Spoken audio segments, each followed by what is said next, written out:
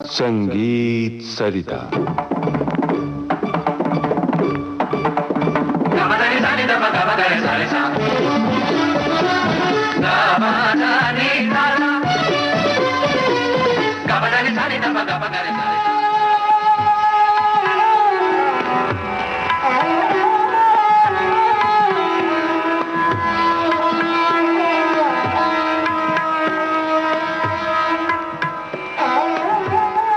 श्रोताओं नमस्कार।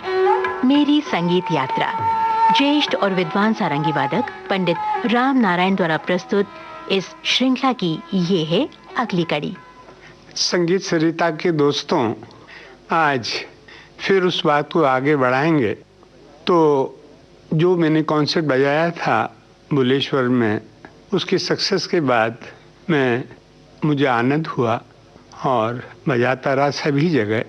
लेकिन वो बात ऐसे एक्सेप्ट नहीं की गई जैसे करनी चाहिए थी, क्योंकि सदियों से हमारे यहाँ पर एक लोगों की धारणा सारंगी के बारे में बन चुकी कि ये तो एकम्पनीमेंट इंस्ट्रूमेंट है, और वो भी एक ऐसी बस्ती जिसमें हम अमूमन देखा जाता था। तो मैं तो वहाँ कभी गया नहीं, इसीलिए मेरे बजाने की शैली भी अलग है। मेरी सारंगी की शिक्षा सारंगी प्लेयर नहीं, एक महात्मा से हुई जो मेरे पिताजी थे। मेरे पिताजी इसराज बजाते थे और भजन गाते थे।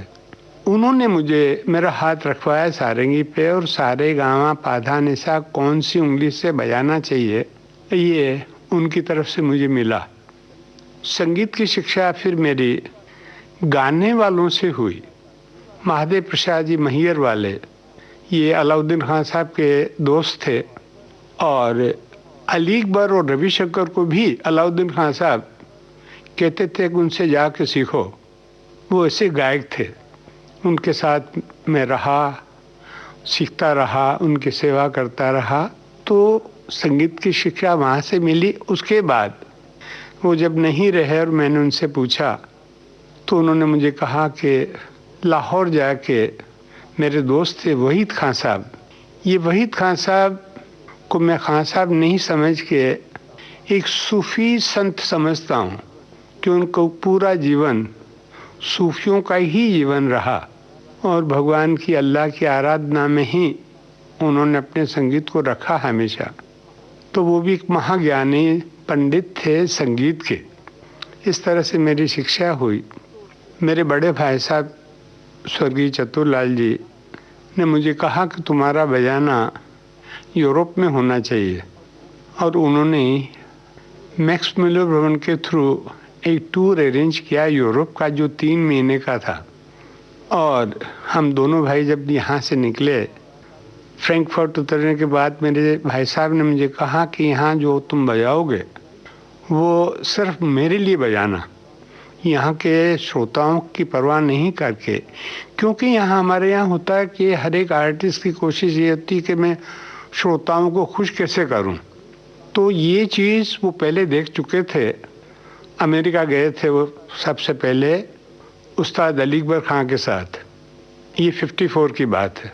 और 64 में वो मुझे यूरोप लेके गए, और ये कहा उन्होंने कि मेरे लिए बजाना। तो आज भी यूरोप में जितनी मेरी रिकॉर्डिंग है वो सब बड़े राग ही मैंने बजाए हैं। दरबारी, पूरिया, मारवा, पूरिया कल्याण। कोई लाइट म्यूज़िक मैंने वहाँ पर बिल्कुल नहीं है। जितने भी मेरे बाहर के रिकॉर्डिंग हैं सब में ये म्यूज़िक ही आपको सुनाई देगा। दूसरी बात एक अच्छी ये हुई कि यूरोप में जो एक धनुर्वाद्य है, गज के साज, उनको बहुत ही उच्च कोटि का म्यूजिशियन समझते हैं। वहाँ जाके कुछ लोग मिले और मैंने उनके सामने बजाया, जैसे पब्लो काजल्स, यूदी मेनन, डेविड आइस्ट्रो, आइजेक्स्टन, इन लोगों से मैं मिला और इन्होंने मुझे अपने आप से मिलवाया। फिर ये बात जाके कन्फर्म हुई कि ये वाद्य कितना उच्च कोटि का है, और इसके अच्छे बजाने वाले क्या हस्ती रखते हैं, क्या उनका महत्व है, कितना वो म्यूज़िक के पास होते हैं। जैसे मैंने कहा कि सोरंगी 40 तरबें होती इसकी सिंपैथेटिक स्ट्रिंग्स, एक भी उसमें से खराब मिली हुई होगी तो पूरा बाजा बेसुरा बोलेगा।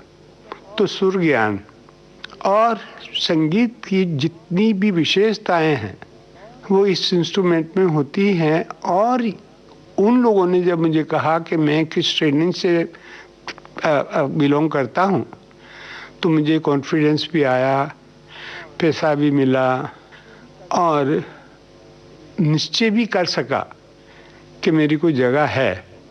तब ये जाके कंफर्म हुई बात। अगर मैं वहाँ नहीं जाता तो मुझे भी डाउट रहता अपने काम पे।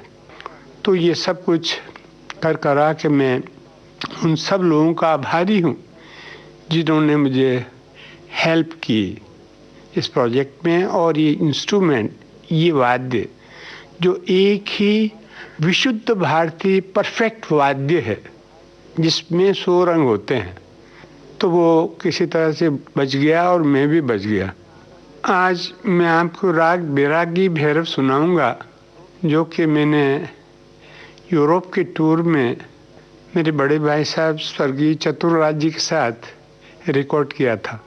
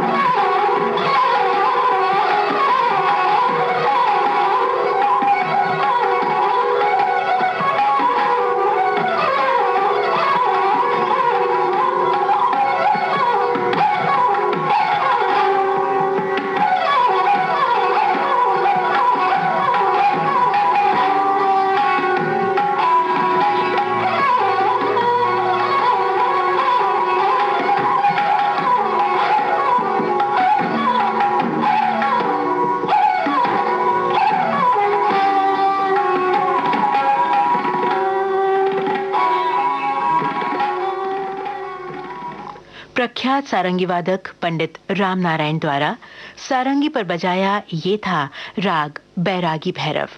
इनके साथ तबले पर संगत पंडित चतुरलाल की थी। ये रिकॉर्डिंग 1964 में फ्रैंकफर्ट में हुई थी। श्रोता मित्रों, इसके साथ ही मेरी संगीत यात्रा इस श्रृंखला की ये कड़ी अब समाप्त होती है।